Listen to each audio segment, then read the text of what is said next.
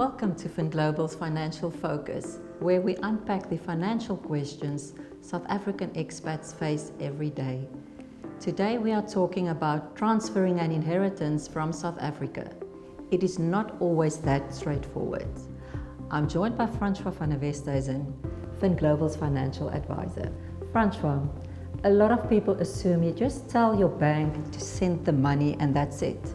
Why isn't it that easy? It's all about your South African tax status. Once you're a non-tax resident, different rules apply. SARS and the Reserve Bank want a clear paper trail before any funds leave the country. No paperwork, no transfer. And that is where people get stuck. What if someone remits the funds abroad without the right approvals? The bank won't process it. For amounts over 2 million rand, you need an AIT tax PIN and a non-resident confirmation letter from SARS. Over 10 million rand, then Reserve Bank approval is required too. So without these, the money just doesn't move. Exactly, and in some cases it can even trigger a SARS review if your tax residency wasn't updated properly.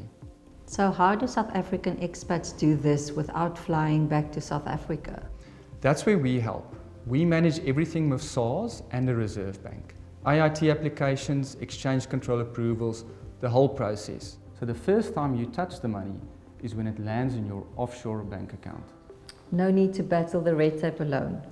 FinGlobal can assist you to transfer your inheritance legally, safely and efficiently. Exactly. Let us handle the paperwork so you can focus on what really matters.